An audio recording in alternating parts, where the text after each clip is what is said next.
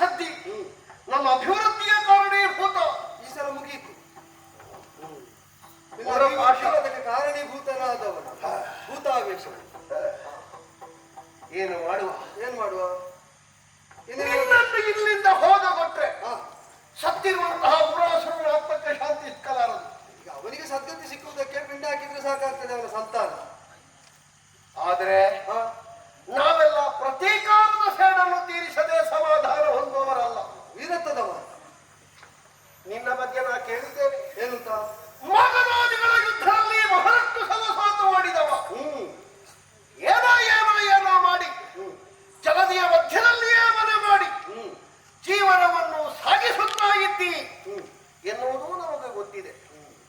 ಭೂಗರ್ಭದ ಸಮೀಕ್ಷೆಯಲ್ಲಿ ಒಂದು ಹೊತ್ತಿನಲ್ಲಿ ನಾವು ಹೋರಾಟವನ್ನು ಮಾಡಿ ಗೆದ್ದಿರುವ ಹೊತ್ತಿನಲ್ಲಿ ನೀವೆಲ್ಲ ಗೋವಳರು, ಪಶು ಕಾಯುವವರು ಅಂತ ಬಿಟ್ಟದ್ದು ಬಿಟ್ರೆ ನಿಮ್ಮ ಮೇಲೆ ದಾಳಿ ಮಾಡುವುದಕ್ಕೆ ಕೂಡಲೇ ಅಲ್ಲ, ಈಗ ನೀನಾಗಿ ಹುಡುಕಿ ಬಂದಿದ್ದಿ.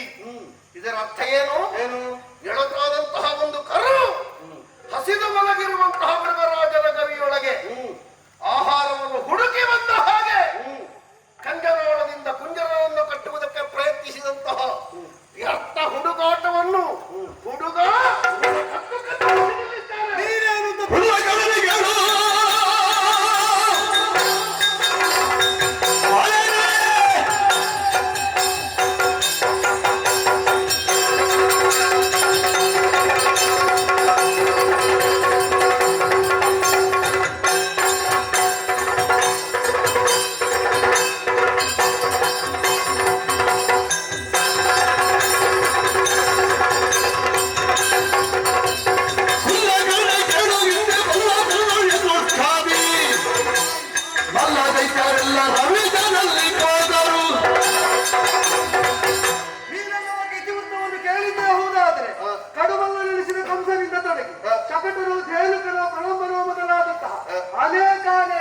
ಶೈಶವದಿಂದ ತೊಡಗಿ ಕೌಮಾರ್ಯ ಬರುವ ಮೊದಲೇ ನನ್ನ ಕೈಯಿಂದ ಹಸು ಕಳೆದುಕೊಂಡದ್ದನ್ನು ಕೇಳಿರಬೇಕು.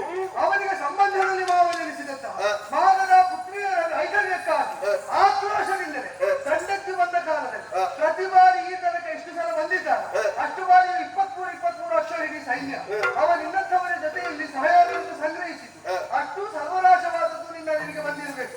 ಸೋತು ಅಂತ ಯಾರೋ ಹೇಳಿದ್ದನ್ನು ಕೇಳಿ ಇವ ದುರ್ಬಲಾಚಾರಿ ಸುಮ್ಮನಿದ್ದು ನಿನ್ನ ಅಜ್ಞಾನಕ್ಕಾಗಿ ಮರುಕ ಪಡುವುದು ಮಾತ್ರ ನಮಗೆ ವಿಷಯ. ಒಂದು ವಿಷಯ. ಏನು ವಿಷಯ? ಒಂದು ಮರ ಚಿಗಿತುಕೊಳ್ಳುತ್ತದೆ ಎನ್ನುವುದರಿಂದ ರೆಂಬೆ ಕೊಂಬೆಗಳನ್ನು ಕತ್ತರಿಸುವುದು ಮೂಲ ಅಲ್ಲ. ಆ ಬುಡವನ್ನೇ ಕತ್ತರಿಸಿದ ಯಾರು ಅವ ಒಬ್ಬ ಜಾಣ ಅಂತ ಹೇಳಬಹುದು. ಅದಕ್ಕೆ ಕಾಲ ಬರಬೇಕು ಅಂತ ನಮ್ಮ ಕೈಯಲ್ಲಿದ್ದಂತಹ ಕೊಡಲಿಯ ಕಾಲೆಷ್ಟು ಅಂತ ನೋಡ್ತಾ ಆ ಮರದ ಸ್ಥಿತಿಗತಿಯನ್ನು ಗಮನಿಸ್ತಾ ಯಾವ ಮರ್ಮಕ್ಕೆ ನಾವು ಬಲವಾದ ಘಾತ ಇಕ್ಕಿದ್ರೆ ಕಡಿಮೆ ಪೆಟ್ಟಿನಲ್ಲಿ ಮರವೇ ಬೀಳ್ತದೆ ಅಂತ ಅರಿತು ಹೊಡೆಯುವವನು ಕಾರ್ಯ ನಿಪುಣ ಅಂತಾಗುತ್ತಾನೆ. ಎಲ್ಲ ಮರಕ್ಕೊಂದು ಕಾಲ ಉಂಟು, ಅದನ್ನು ಹೊಡೆಯುವುದಕ್ಕೊಂದು ಕ್ರಮ ಉಂಟು. ಕಾಲವನ್ನು ಕ್ರಮವನ್ನು ಗಮನಿಸಿ ಬೇಕಾದದ್ದನ್ನು ಉತ್ಪಾದನೆ ಮಾಡಿ ಹೊಸದಾದ ನಿರ್ಮಾಣವನ್ನು ಮಾಡ್ತಾ ಬಂದೆ. ದ್ವಾರಾವತಿಯಲ್ಲಿ ಮನೆ ಕಟ್ಟಿದ್ದು ನನ್ನ ಹೇಳಿ ತನಕ ದೃಷ್ಟಾಂತವೆಂಬಂತೆ ಬಿಂಬಿಸುವುದಕ್ಕೆ ಯತ್ನಿಸಿದೆ. ನೀನು ರಚಿಸಿಕೊಂಡ ದುರ್ಗಗಳಲ್ಲಿ ಜಲದುರ್ಗವು ಉಂಟಲ್ಲ, ಜಲಾವೃತವಾದ ವಾಸಸ್ಥಳ ಇರುವುದು ಅಪಚಾರ ಅಲ್ಲ ರಕ್ಷಣಾ ವಲಯ ಅಂತ ನೀನು ತಿಳಿಯಿತೀಯಾದರೆ ಜಲದಿ ಮಧ್ಯದಲ್ಲೇ ಶರದಿ ಮಧ್ಯದಲ್ಲೇ ಪುರವನ್ನು ನಿರ್ಮಿಸಿಕೊಳ್ಳುವುದು ನಮಗೆ ರಕ್ಷಣಾ ವಲಯ ಆಗುವುದಿಲ್ಲ. ಹಾಗಾದ್ರೆ ನಿನಗಾಗುವಾಗ ಒಂದು ನ್ಯಾಯ, ಇನ್ನೊಬ್ಬರಿಗೆ ಇನ್ನೊಂದು ನ್ಯಾಯ ಅಂತ ನೀನು ಹೇಳುವುದಕ್ಕೆ ಬರಬೇಡ. ಆ ನ್ಯಾಯವನ್ನು ಎಲ್ಲಿಂದ ಎಲ್ಲಿಗೋ ಸಿಕ್ಕಿಸಬೇಡ. ನೀನು ನಿನಗೆ ಅದು ಕಷ್ಟ